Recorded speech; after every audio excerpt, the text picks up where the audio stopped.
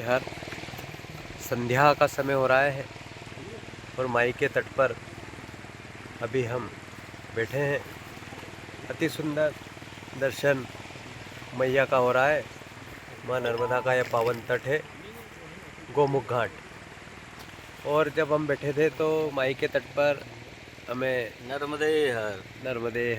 नर्मदा परिक्रमावासियों का दर्शन होता है, क्योंकि मैया के तट पर ही परिक्रमावासी रात्रि विश्राम होता है। तो आइए जानते हैं माँ नर्मदा के तट से नर्मदा परिक्रमावासी कहाँ से है और कब से इनकी परिक्रमा चल रही है। नर्मदे हर। भैया जी कहाँ से आप?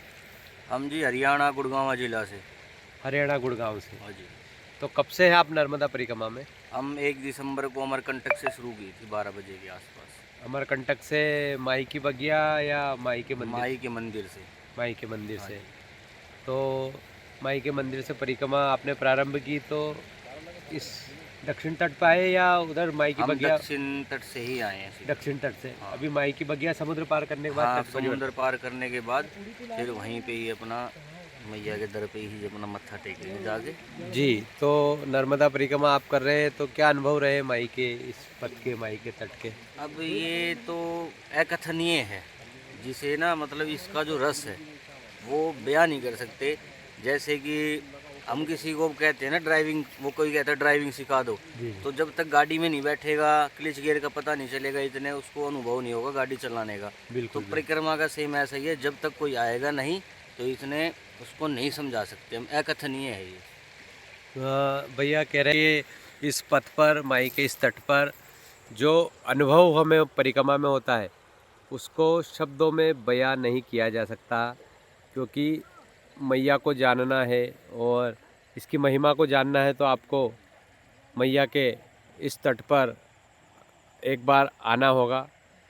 चाहे परिक्रमावासी बनकर आइए या कुछ दिन मैया के तट पर जो ये मठ आश्रम है यहाँ रुककर ये माई को महसूस कीजिए। इससे पहले आपने क्या परिक्रमा की है? हाँ, इससे पहले हमने अभी जब केदारनाथ के दरवाजे खुले थे तो हमने गुड़गांव से केदारनाथ की परिक्रमा की थी पैदल ही। गुड़गांव से केदारनाथ की। हाँ। तो उस समय आप अकेले थे या और भी? नहीं, वो जो हम अब परिक्रमा भाई है विजय गुजर सैदपुर से, जी। तो वो हम हमेशा साथ ही रहते हैं, जहाँ भी मंदिर में दर्शन करने जाते हैं। हम बचपन के फ्रेंड हैं जी। हाँ, वहाँ की आपने यात्रा की, पर नर्मदा परिक्रमा पहले ही बार आप आए हैं? पहली बार आए हैं। वो भी जब हम वहाँ परिक्रमा पे जा रहे थे तो एक महाराज जी मिले थे, तो उन्होंने ही हमें बताया था कि एक बार वहाँ परिक्रमा पे जाओ।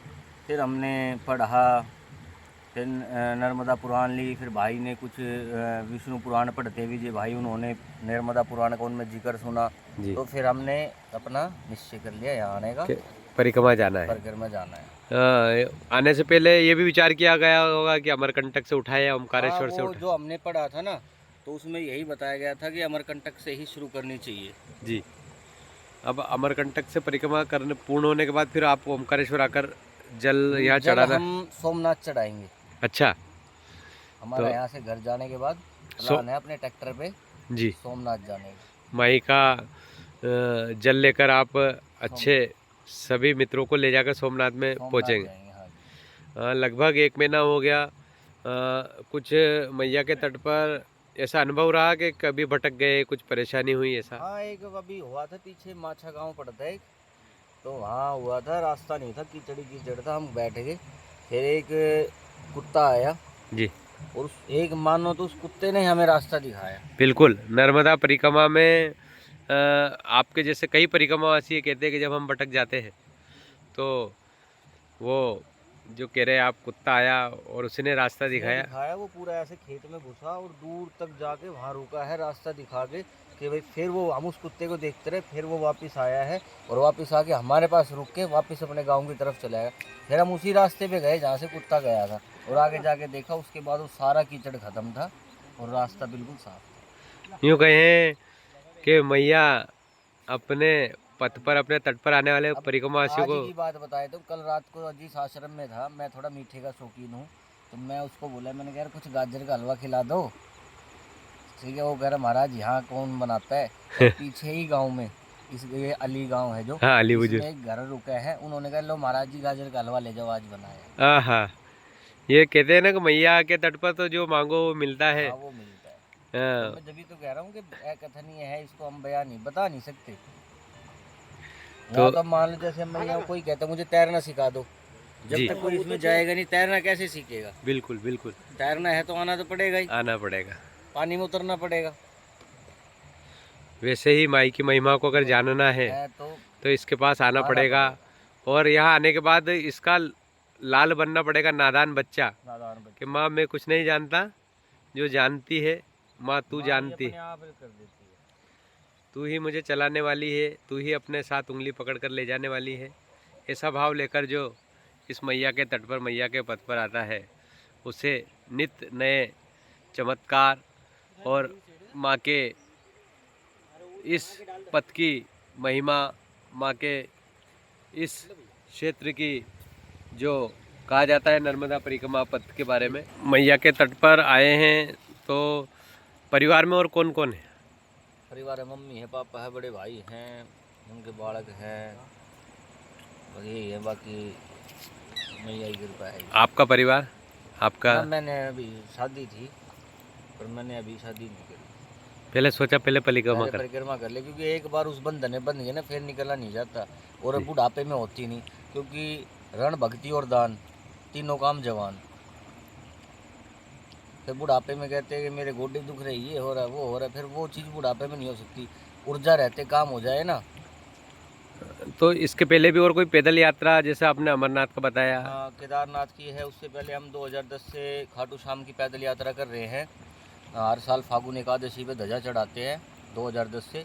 बीच में बस एक साल नहीं गए थे 2018 में, और बाकी अब एक बार ही मिस होगा, तो इसका हम बाबा के जन्मदिन पे चढ़ाएंगे। ये खाटू श्याम के भी आप भगत हैं? हारे का सहारा बाबा श्याम हमारा। बाबा श्याम हमारा। और यूँ कहे मैया के तट पर हम भी खाटू श्याम जी जाते थे। खाटू श्याम जी हर 11 पे पहुँचते थे, और खाटू श्याम जी के दर्शन करते करते ही मैया ने परिक्रमा का अवसर दिया। हाँ जी, और यही समझ। वैसा ही सहयोग आपका भी, आप बताइए। हर 11 को खाटू श्याम जी जाते थे, हाँ जी। और खाटू श्याम के बाद आप केदारनाथ की यात्रा, और उसके बाद आप मैया की परिक्रमा में आए हैं।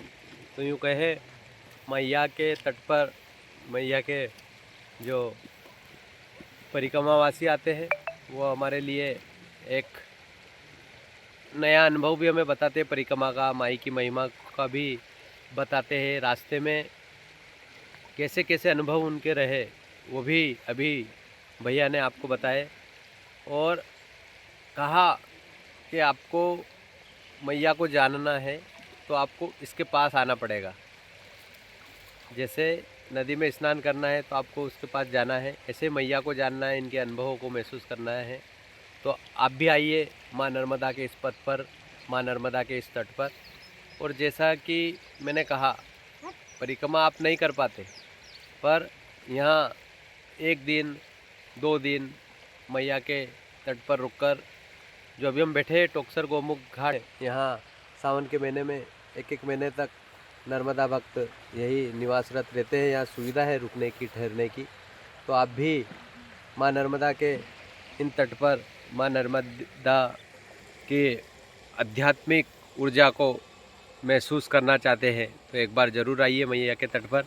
भैया आपने माँ नर्मदा परिक्रमा का जो अनुभव साझा किया, माँ नर्मदा से हम भी प्रार्थना करते हैं कि आपकी यह परिक्रमा मैया की कृपा से आनंद के साथ पूर्ण हो।